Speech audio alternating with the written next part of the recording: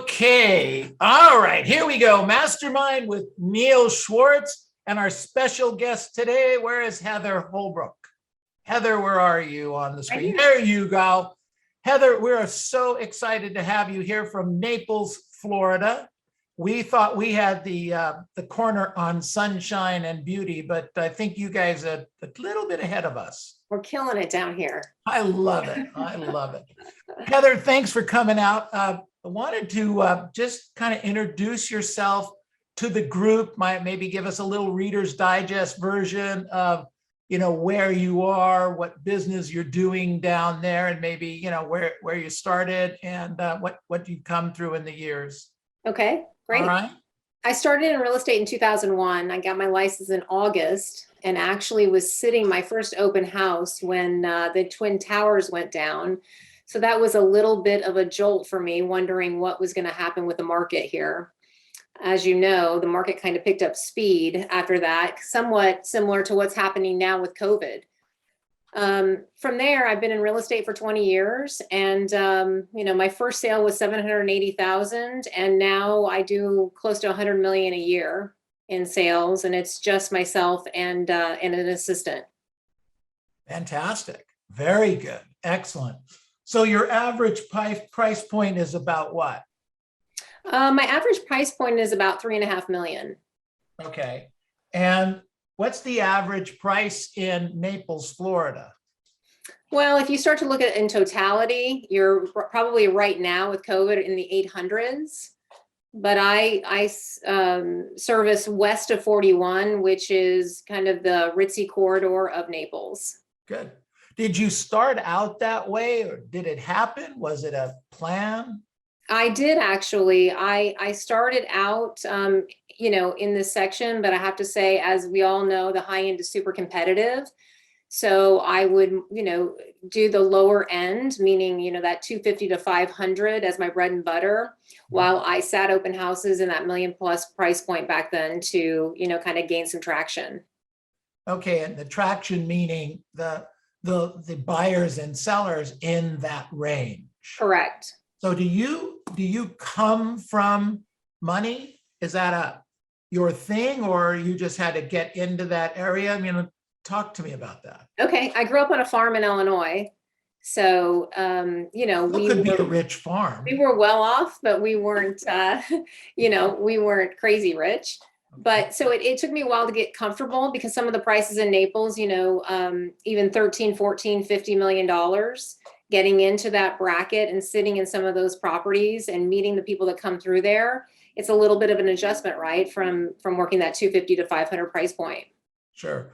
So you started in the 250 to 500, you got some listings and sales that way. You picked up some business in the higher end and just started to build your brand or that kind of thing, right? Correct. And so, as you know, I'm with Mike Farron. I've been there a while. And so prospecting over the phone does work for me well, but I have to say being in front of people in that high end has worked exceptionally well for me, just getting FaceTime with people. Got it.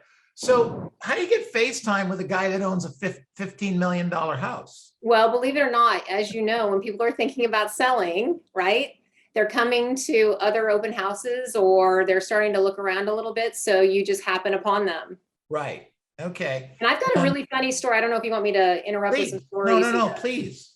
So I had a listing. I listed a building that, they were 2.5 million. There were 6 units in there. And it was a Saturday. I had run in there in my workout clothes, and I see a golf cart coming by with a couple in there. He was heavy set, probably my age, and they weren't dressed up or anything. And they called the sign. I said, "Hey, I'm in here." They said, "Can we come in?" And I said, "Sure." We start chatting, and they said, "Hey, we'd really like you to come over to our house to take a look at it and see what you think about it, potentially to list it and sell it." I said, "Great." It was beachfront. So at the time it was 2018. So we listed it at 11 million. The interesting thing about it had been on the market with a competitor for 1,500 days. And I know in some of the exchanges we've had via email, you were asking, what makes me different? One of the things that makes me different is when I went in there to talk to them about the listing, the house had some challenges. So what I asked them for was a budget to take care of those challenges. So we did that. We brought in some staging and we sold and closed it in the first 30 days. Wow. Mm-hmm.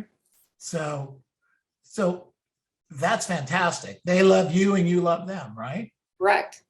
So is it hard or easy to ask those people for their friends' names and numbers in that price ranges?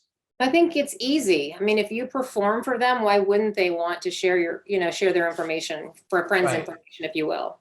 Okay. Okay. So how big is your database, your past client and sphere base? Clean is about 250. Okay.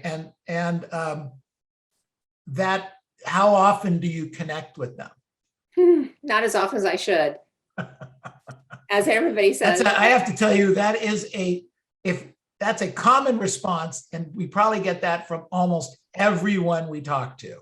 So I'd love to say I do it quarterly. It's probably every 6 months. Okay. I cycle through them. And so Naples, as you probably know, is a seasonal market. So, people coming back and forth a lot of times too, I'll text somebody and say, hey, they'll say, hey, I'm coming back into town. And so instead of just prospecting on the phone, I try to start booking lunches and dinners with people as they come back, just to, again, get some FaceTime with these higher end folks. Sure. So let's switch gears just for a second here. I've been following Mike Ferry for a long time, and he usually gets a bad rap that Mike Ferry system doesn't work in the high end. You're not buying into that. Absolutely not. So talk to me about that. Why do you think that's talked about? Well, I think what's interesting is people have this perception that people in the high end are different. They're different than the common people that are selling the $500 or $1 million home, right? Mm-hmm. But quite frankly, they're no different. They're organized people. They're obviously highly successful in whatever they do or did, and they appreciate the streamlined approach. Okay. And that helps make you a little bit different. It helps make me a little bit different. So I have to say, not a lot of my competition does a pre-listing packet. I do a beautiful box, arrives at the house. It has a beautiful ribbon on it. It's got my logo. So the presentation is exceptional. And I think from the start of the phone calls, to the follow-up, to getting the box, to the follow-up again, that, hey, I'm confirming the appointment, people are impressed. So when you walk in that door, I have my pre-qual sheet. And then, obviously I have the listing presentation. So I keep it short and sweet. And I think people appreciate that. Okay. You're very comfortable talking to them about their money and what are they going to do with it? And when they sell this house, what's your plan with the money?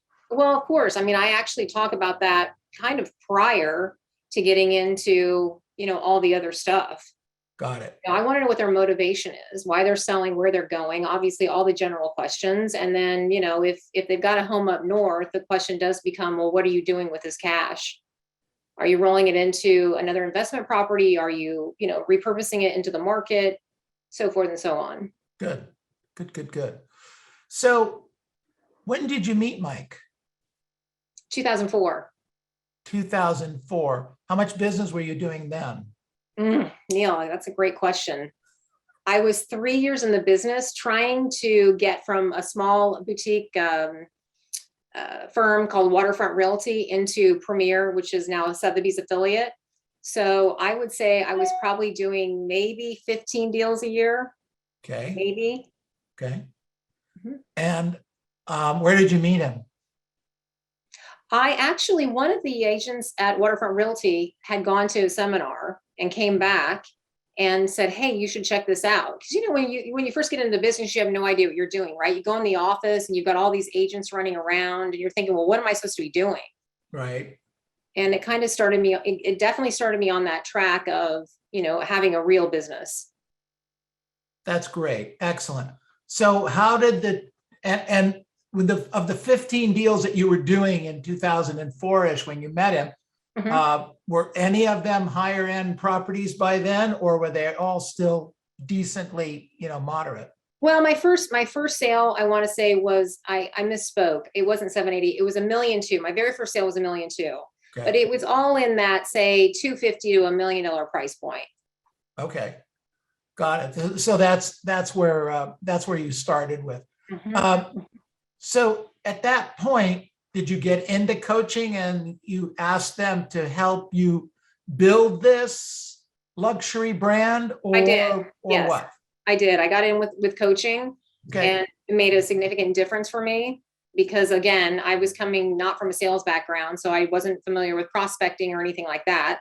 So, it gets you in the rhythm. I'm sure what all your agents already do. Well, I think hopefully they all do the pre-listing package. Tell me about that. So for the most part, most agents you compete with don't have a pre-listing package. Is that what I heard? They don't. And I have to say, some of the agents I'm competing with are selling $100, $200 million, in between that price bracket there. So no, they don't have a pre-listing packet.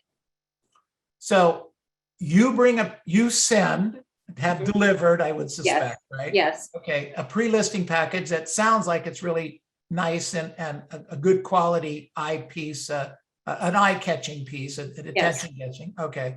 And then when you get to the house, how does the presentation look? Do you do another package? No, I don't do an additional package. What I do is I bring, I have a nice neat folder that I bring that has my materials in it, which would be my listing presentation. Okay. And a place to take notes, obviously. But I work out of the pre-listing packet, which has the contract, which has everything that Mike says it should be in there. Okay, so you just work from there, a copy of the pre-listing package. Correct. Basically. Got it. Yes. Okay. Do you use the Mike Ferry listing presentation for Yes. a $50 million house? I do. Whoa, tell me about that. Well, so I go through the How do you questions. compare cars? I don't compare cars. I don't compare cars. Okay, That's one thing that Sydney Fullen and I talked about, and I do not compare cars. got it. All right. But basically the rest of the package, we have three important things that we want to talk about. Number Yes. one, number two, number three, Yes. etc. Okay, very cool. And then you go through and pre-qualify them again. Mhm. You deviate from this at all? There'll be some deviations here and there, Neil. I mean, obviously there usually or could be some, right? Sure. But because you get a little bit, if you ask a question off the pre-listing script, or you're reconfirming something, maybe something has changed that takes you in a little bit different direction. But then I can always come right back to the script. Got it. So let me go back to in your head a little bit.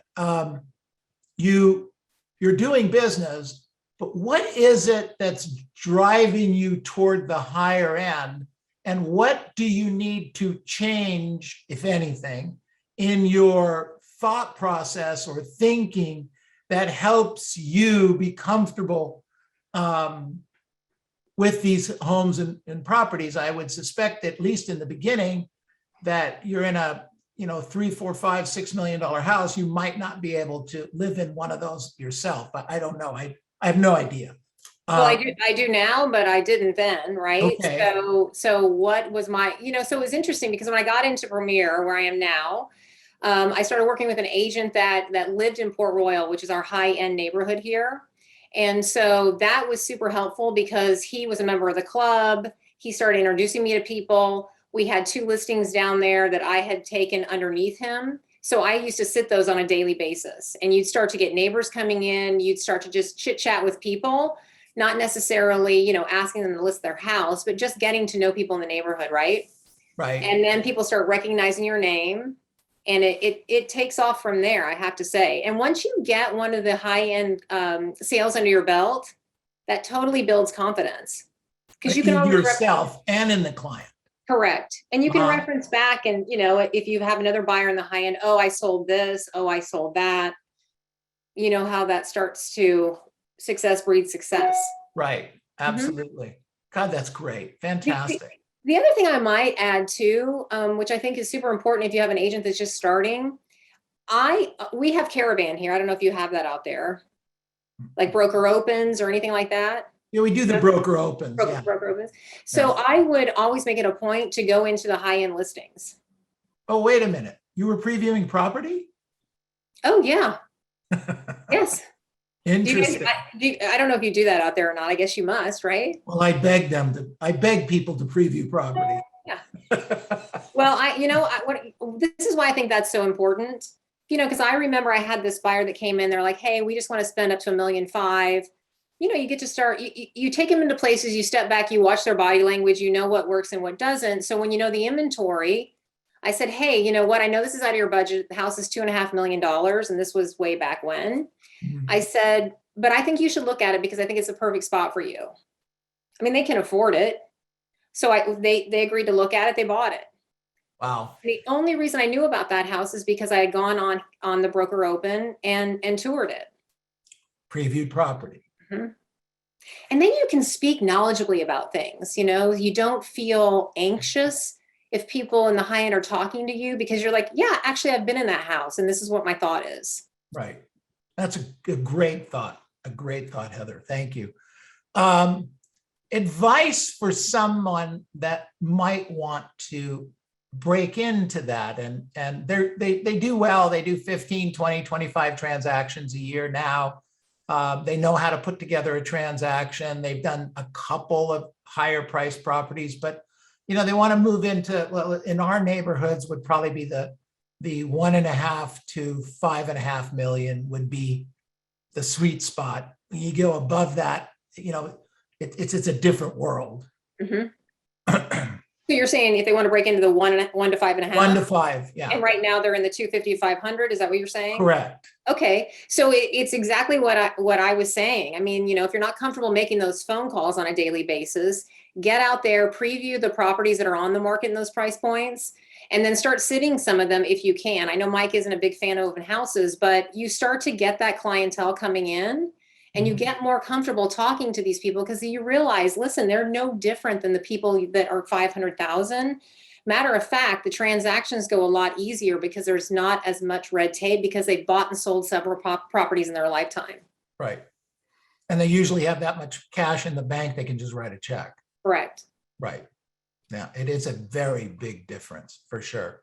The third thing that I would say, if you're going towards the higher end, upgrade everything, upgrade your style, upgrade your hair, upgrade your listing presentation. I mean, push it past what you can afford, honestly. I mean, you want your pre-listing packet to stand on its own and speak who you are. Right. And that's the first thing they're going to see if you're talking to them over the phone. And I say, do it right. Don't make copies at the office, hire it done. Heather, would I be stepping over the line if I asked you to send us your pre-box? I'd be more than glad to pay for it. I know it's expensive. No, don't worry about it. I'd like to be able to show the staff kind of what you're talking about. You can't do it justice here. Sure, I'll definitely. If we could do that, that would be great. We talk about upgrading all the time. Do you need to spend, $1,500, $2,000 on a presentation outfit, or can you do something different, or kind of talk to that a little bit? Are you talking about wardrobe? Wardrobe. Well, here's the thing. I think you go in conservative. So, if you can't afford to buy a Ferragamo suit, buy a step down, but go in professional. If you're a lady, don't go in with cleavage and a short skirt. Go in professional. That's what these people are used to. Right. And hair and makeup, nails. Done. Got it. Mm-hmm. What about guys? Hair, makeup, and nails too? All done. Tattoos covered. Tattoos covered. Great point. Thank you. Mm-hmm. Thank you. Really good point. Yeah. Cut long sleeve, everybody long sleeve shirts. You don't have to worry about it, right? Correct. Yes. Exactly. Talk about that a little bit. A lot of our younger agents have tattoos, and you finding it that the sellers and buyers in that stratosphere are, I guess, tend to be more conservative. They don't like it. I'm working in the Naples market. So it's, the Naples market historically has been a lot of Midwest people. And as you know, Midwest people, highly conservative people, right? So we're starting to get some more East Coast people coming in. but my demographic still seems to be conservative. Got You it. know, they're the 55 plus crowd that have done exceptionally well. So they tend to be a little bit more conservative. So And here's the other thing. I want to say one more thing. Sorry, Neil. go ahead. No, sure. Being a woman and if you're a woman and you're attractive, right? Here's the thing that I think personally, I always play to the wife, because you never want the wife to think, hey, my husband is interested in you. I always play to the wife, no matter what. And that's another thing to say, you know, keep it buttoned up and look professional. Right. And that's interesting because you're always looking for the decision maker. And Mike always says that the wife is the decision maker, even if she is playing back. Mm-hmm. But you're right. Absolutely. Good for you. Good stuff. These are all the little nuances that are the actually, that's probably the way we should play it in the 2 to 500 range too. Correct. Yeah. Yeah. Be conservative and be cool. I like it. How about high heels and things like that? I mean, like you go out with super high shoes No. or comfortable to work in? I wear a mid heel, and I don't wear a big chunky platform or anything. And again, my demographic may be a little different than California is a little bit more progressive than we are here. No, they wear torn jeans here. Oh, no. No. I have to say, in our market, agents, I think in general have started to dress down, and I think that's become a societal thing. That's different for me. I've never bought into that. Right. If I'm coming to work, I always look professional. Right.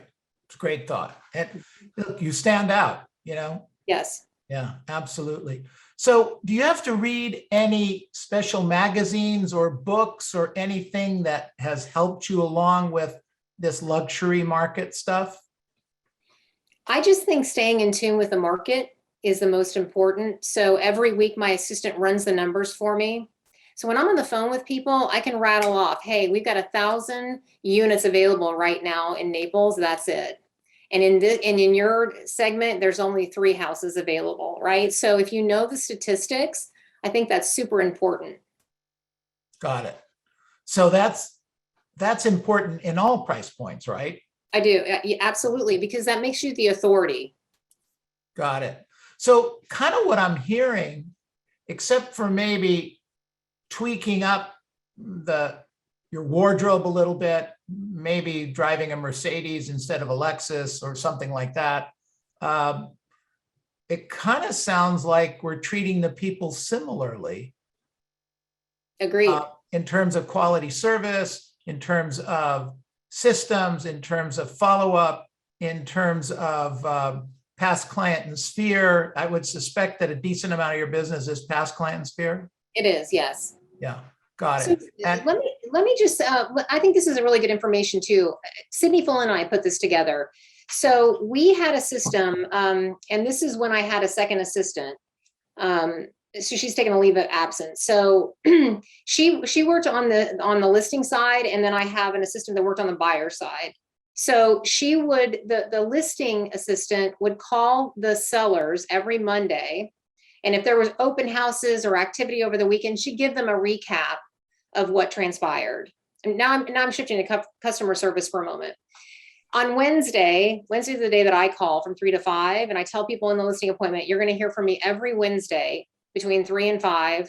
Whether I have something to tell you or not, we're going to communicate. So I did that. And then on Fridays, the buyer's agent would call anybody that's under contract and fill them in and give them an update and see if they had any questions.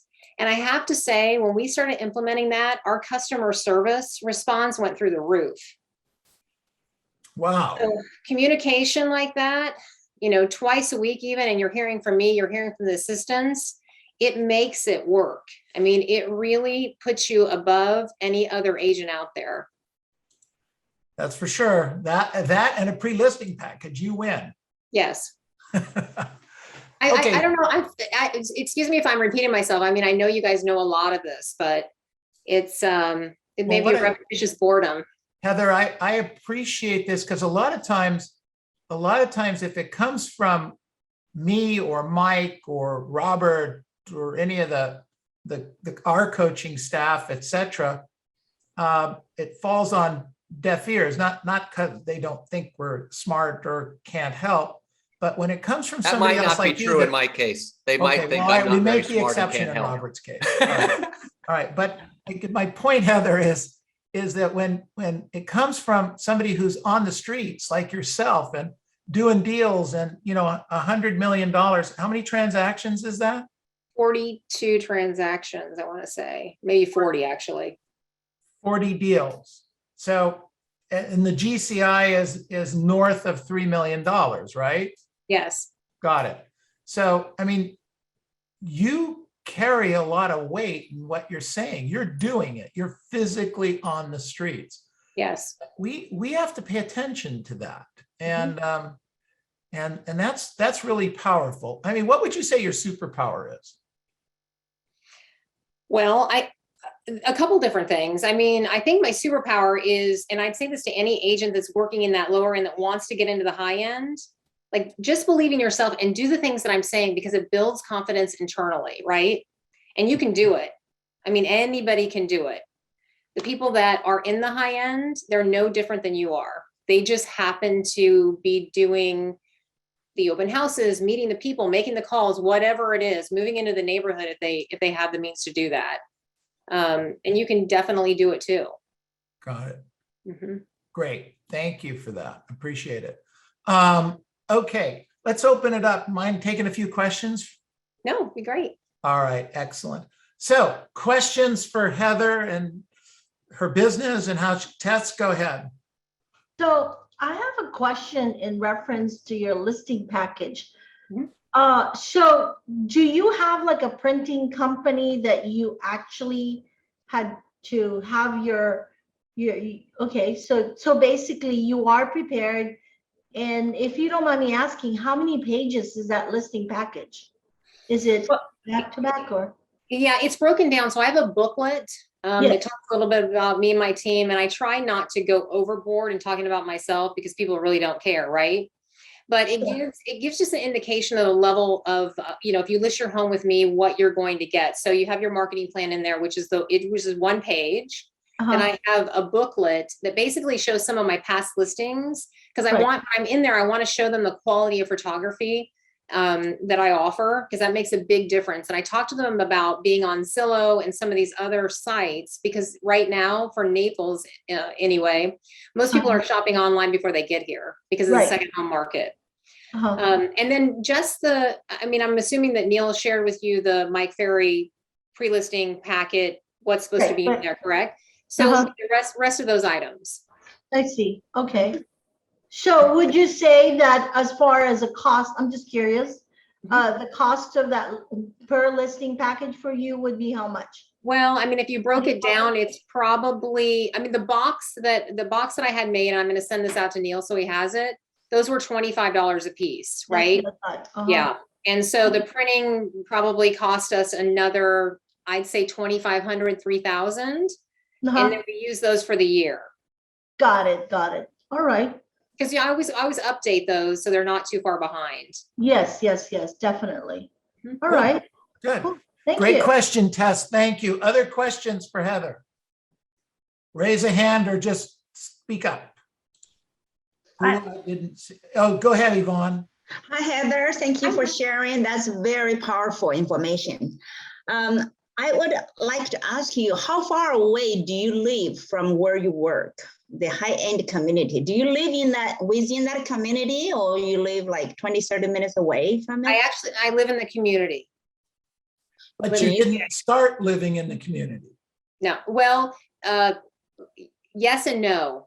Okay. So I started in a rental. When I first got into the business, I started in a rental in the community. So in Old Naples, which is part of that west of 41 corridor, there's condos, there's townhouses. It's not all single family. So I started in a rental. So I was in the area. I see. So to Yvonne's point, if you, for us, if you were to sell Newport Beach or Beverly Hills, do you need, even if you're an apartment in Newport Beach or Beverly Hills, do you think that's important, or can I be in an adjacent community? You can be in an adjacent community. Nobody's wondering, like following you home at night. Okay. But I think you have to show your face in that community. And I think the one way to do that, right, is to go into or try to host some of the open houses. I mean, door knocking in this community is very difficult. It can be done. I mean, I door knock Old Naples occasionally, but I think you have to get your face out there. It's a lot more effective when people start to see you. When you make that phone call, you can say, hey, I was sitting down at this address, and they start associating you with their neighborhood. Got it. Okay, good stuff. Yvonne, did that help? Yeah, very helpful. Thank you. You're Great. welcome. Excellent. Other questions for Heather? Neil, this is Cyrus. Iris, go ahead. To follow up on Yvonne's question, so Heather, did you purposely move into that community or area? Yes. Okay, so it was strategically moved to the area because you planned to develop, having Correct. a building business. Okay, got it. Correct. Yes. Okay, Thank you so much. Mhm, Perfect. Of course. good stuff. I have one more Go ahead, question. Cass, go ahead. Yeah, can you kind of clarify when you said that you host open houses? Do you actually approach the listing agent can you clarify that for me when you Yeah. say? So when I didn't have any listings when I was starting out and trying to break into the high end, I would approach listing agents and ask them if I could sit their listing. Oh, okay. And that's very accepted here in our community. I mean, you do it within your company, obviously, but it's very accepted. And I thought I heard you would hold some of these every day. Yes, I had two when I was working underneath the agent that lived in Port Royal, which is our highest end community here.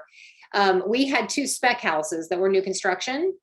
So I would hold them open every day, and I make my phone calls from there. And then obviously I'd field the people coming in. Oh, good. Okay, great. Interesting.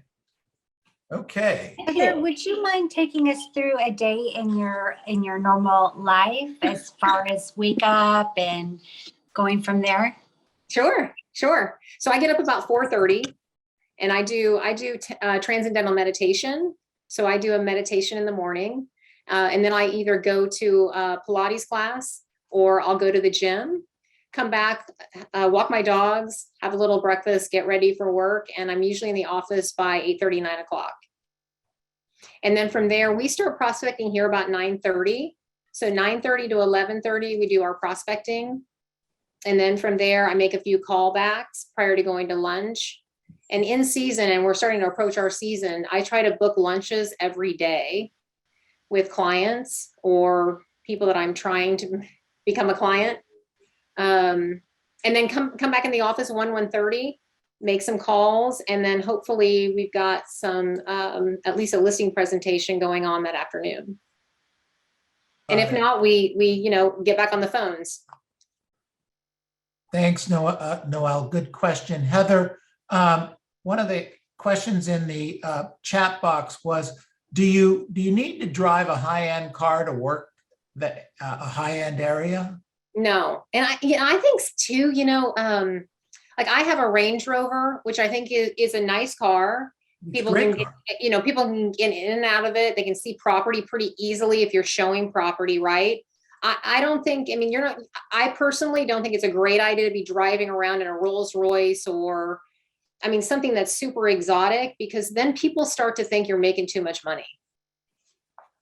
Right. And that could be more of a Naples thing versus California. Again, I don't know. Range Rover is still a high-end vehicle. Mhm. It's and considered very nice for California, Mhm. at least, for sure. So one thing I'll say about the car, just let me switch back to the car for a moment. I don't think you have to drive a super fancy car. Like you could drive a Tahoe, or you could something your people could get into the easily in and out of, right? As long as it's super clean. Got it. Okay. So one of the other questions was, what kind of marketing do you do outside of phone calls and lunches and open houses? And I don't do that many open houses any longer, Neil, just FYI. Okay. We do some postcards announcing new listings occasionally. And then we'll do something spectacular if we have a high-end listing, like a $15 million listing we have right now. So we'll do something pretty spectacular. That's a mailer that goes out to people west of 41. So when you say spectacular, you're talking about a 2, 3, 4 piece color brochure type deal? Yes. And then how do you, I mean, what kind of money do you, well, I don't know if it matters, but do you have a budget, marketing budget per property in the higher end? Or, it's because I'm sure what's going through a lot of agents' mind right now is, I'm having trouble keeping two ends together. Right. I've been there.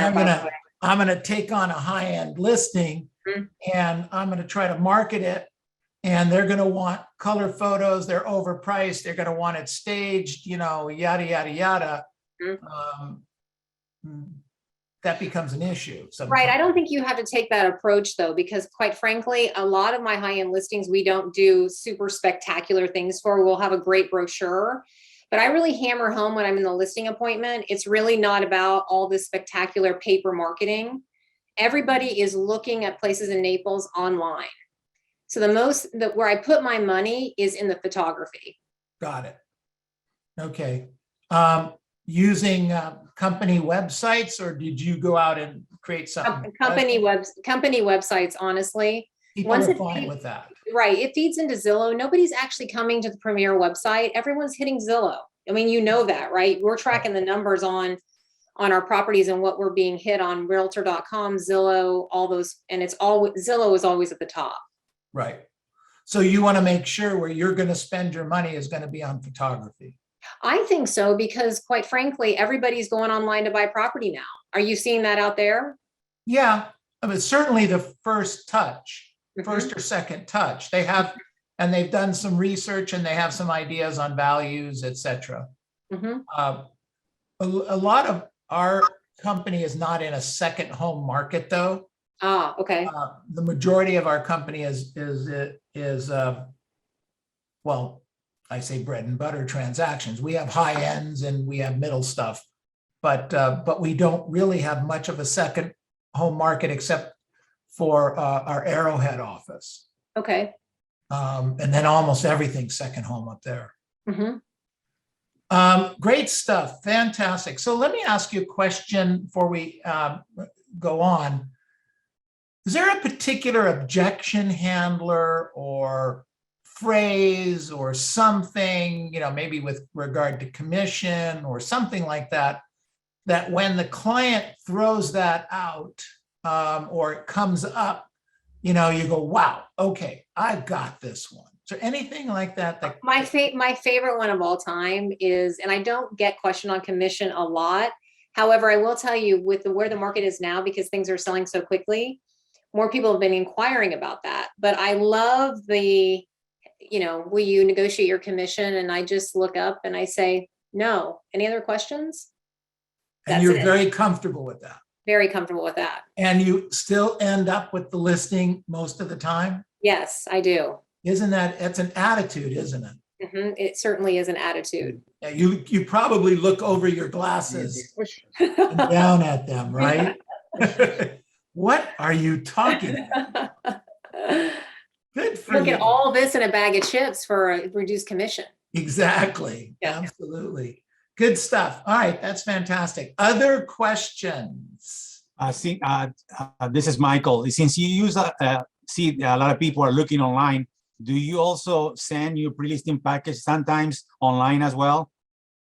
Yes, actually, I do, but I have to tell you, I don't find my online presentation as effective. So I just recently listed a property, and it was a situation where the mother had passed away, and so it went to the heirs, and there were two brothers making the decision, and they lived in two different states. So we sent two pre-listing packets out, and they got those pre-listing packets, and I got on the call to do the listing presentation, and they both said, we don't even need to talk about this. This blew us away. and we're ready to list the property with you. That's fantastic. Really, really good.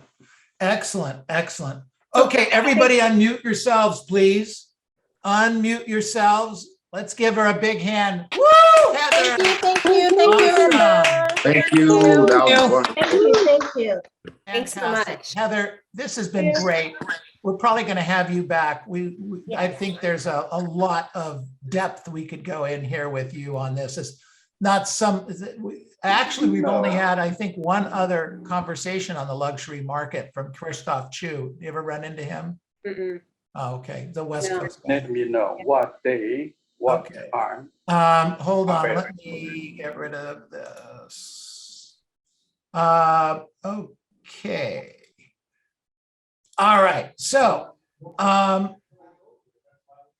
thank you so much, You're welcome, Neil. Heather. We Good to really see you. appreciate it. What we're going to do now is take a couple minutes and kind of go around the room, figure out what we learned. You're welcome to stay and listen, but I Sure. know that's some kind of a hard stop too. So No, I'll stay on for a few minutes. whatever works for you. Great. All right. Good job. Okay. So what did we learn today from Heather? Let's go. Robert, go. You know, what I got, Neil, something is the Mike Ferry system and everything else that we teach does work in luxury markets. And sometimes, at least in our world, we think that, well, Century 21 can't work in this price point, or I can't use the Mike Ferry script at this price point. I can't do this in this price point. And she's proof, just like Christoph Chu is, that you can go do a 1-minute listing presentation on a $5 million property. You're going to ask them the pre-qualifying questions, and you're going to send them a pre-listing package. It's the same thing we get in our own heads about the luxury market, and she's doing $100 million following the same system. Following the same system. So it's just such a great reminder that it works in all things, not just the $500,000 range. So that was a huge, huge thing, is a great reminder for everyone. Hey, Heather, All right. this What is, else did we learn today? hi, this is Tiffany. It's actually, I have a quick question for Heather. Heather, do you also do mindset for like at nighttime before you go to bed? And then also what time do you go to bed at night so that you can wake up at 4:30 consistently? I go to bed at 10 o'clock. And I used to work on, positive mindset a lot more than I do currently. And I think that's kind of the shift, because now I'm living, how they always say, like, you imagine, or you put your dream board up. Now I've gotten to those places. So I guess my mindset is a little bit different. Thank you. It's not the rah, like, constantly telling myself I can do it. I'm actually doing it. That's that make great. sense? Great question, Tiffany. Thank you, Heather. Good job. What else did we learn? Be accountable. Sorry, what else did we learn? Accountability.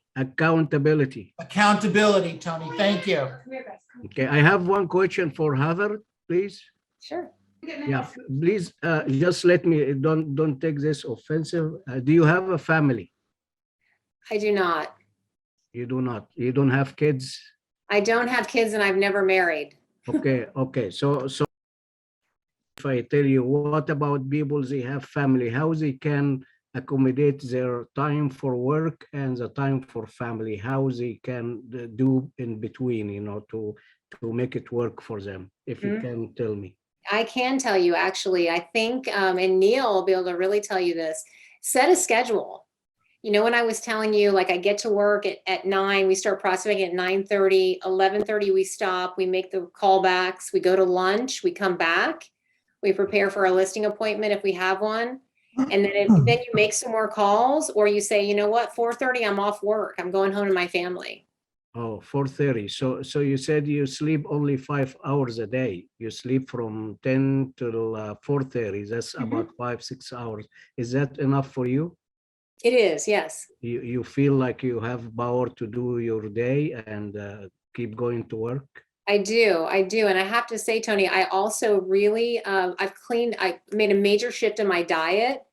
which also made a major shift with my energy.